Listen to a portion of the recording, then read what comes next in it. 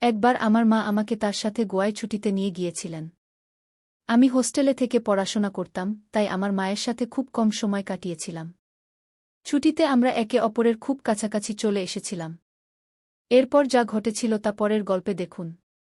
Hello বন্ধুরা, আজকের আমাদের এই গল্পে আপনাদের স্বাগতম। আমার নাম অরবিন্দ এবং আমার বয়স এখন ২৪ বছর। এই গল্পটি আমার এবং আমার মায়ের, যা একটি সত্যি ঘটনা। আমার মায়ের নাম অঞ্চল এবং তার বয়স এখন ৪৩ বছর। তিনি শরীরে একটু মোটা কিন্তু দেখতে খুব সুন্দর। যখন আমি ছোট ছিলাম তখন আমার বাবা চাকরির জন্য বিদেশে চলে গিয়েছিলেন। এরপর তিনি সেখানেই বিয়ে করে ফেলেন এবং কখনো ফিরে আসেননি। এই ঘটনায় আমার মা খুব কষ্ট পেয়েছিলেন, কিন্তু ধীরে ধীরে তিনি সামলে উঠেছিলেন। এখন আমাকে লালনপালনের সব দায়িত্ব মায়ের উপরেই এসে পড়েছিল। তাই তিনি নিজের জন্য চাকরি খুঁজতে লাগলেন। কিছুদিন পরে আমার মামা আমার মাকে একটি চাকরির কথা বললেন, যেখানে একটি বড় কোম্পানির বসের সেক্রেটারির কাজ ছিল। প্রথমে মা মানা করেছিলেন, কিন্তু বাধ্য হয়ে মা রাজি হয়ে গেলেন এবং চাকরিটি জয়েন করলেন। এখন এতে একমাত্র সমস্যা ছিল যে সেক্রেটারি হওয়ার কারণে মাকে সবসময় বসের সাথে আন্তর্জাতিক ভ্রমণেও যেতে হতো। আর আমি তখনও ছোট ছিলাম। যখন মা আন্তর্জাতিক ভ্রমণে যেতেন তখন আমাকে সবসময় আত্মীয়-স্বজনের বাড়িতে রেখে যেতেন। আমি শেষ পর্যন্ত বাড়ির চেয়ে বেশি সময় আত্মীয়দের সাথেই কাটিয়েছি। যখন তিনি ছোট ভ্রমণে যেতেন তখনও আমাকে আমার নানির বাড়িতে রেখে যেতেন। কিছুদিন পরে আমাকে বোর্ডিং স্কুলে পাঠিয়ে দেওয়া হয়েছিল এবং আমি সেখানেই হোস্টেলে থাকতে শুরু করলাম। যখন আমি কলেজে এলাম তখনও আমি ডরমিটরিতে থাকতাম। সেই বছরগুলিতে আমি আমার মাকে শুধুমাত্র গ্রীষ্মের ছুটিতেই দেখতাম। সেটাও তখন যখন আমরা বিশ্বের কিছু সেরা জায়গা ছুটি কাটিয়েছি। দুর্ভাগ্যবশত তার এই চাকরির কারণে এই সুযোগ সাধারণত ৪ বা ৫ দিনের বেশি স্থায়ী হতো না।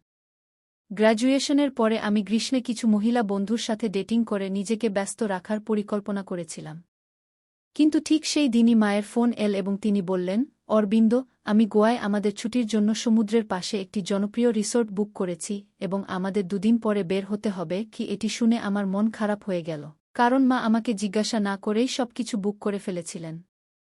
আমার তৈরি পরিকল্পনা নষ্ট হয়ে গেল। কিন্তু একটি খুশিও ছিল যে অনেকদিন পরে মায়ের সাথে সময় কাটানোর সুযোগ পেয়েছি। তাই আমি সবকিছু ভুলে খুব খুশি হয়ে গেলাম। পরের দিন সকালে আমি ডরমিটরি থেকে বাড়ির জন্য বের হয়ে গেলাম। যখন আমি বাড়ি পৌঁছালাম তখন মাও বাড়ি এসে গিয়েছিলেন।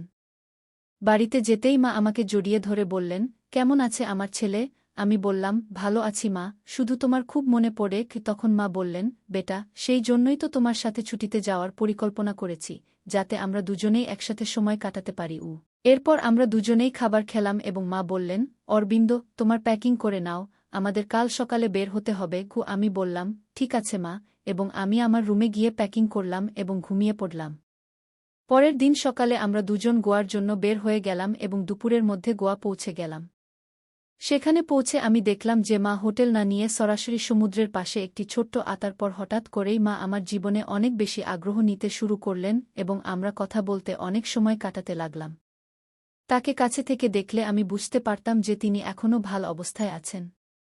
সমুদ্র সৈকতে অনেক পুরুষ আমার মাকে তাকিয়ে থাকত, কিন্তু তিনি তাদের অবহেলা করার ভান করতেন।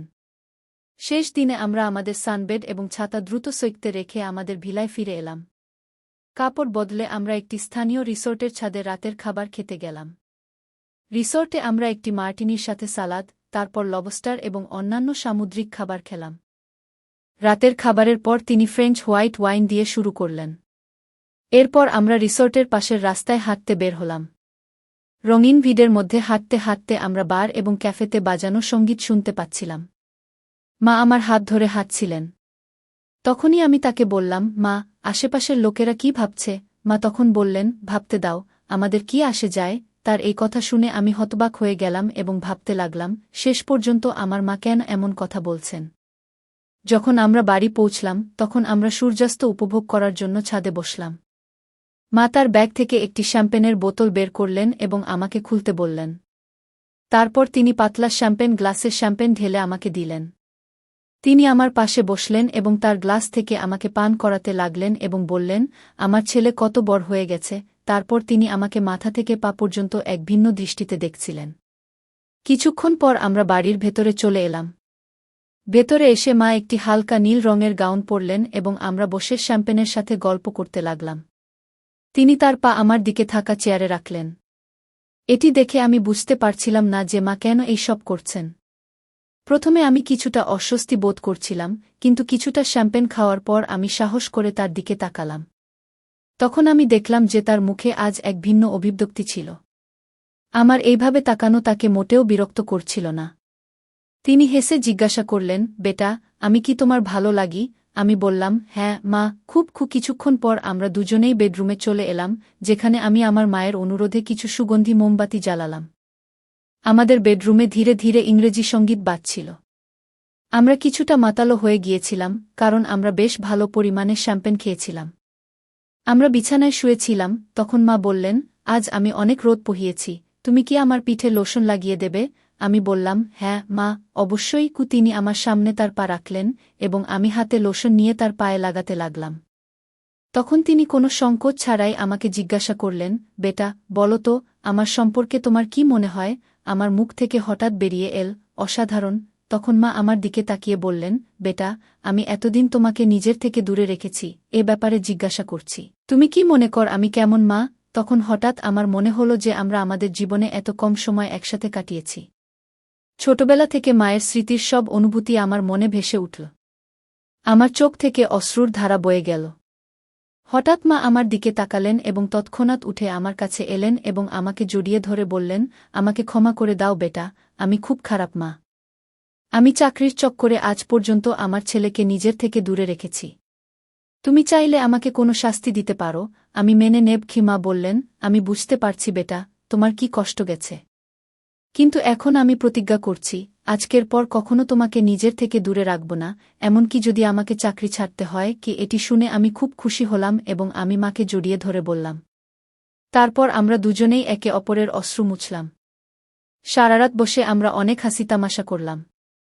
আজ মনে হচ্ছিল যেন জীবনের সব সুখ আমি পেয়ে গেছি।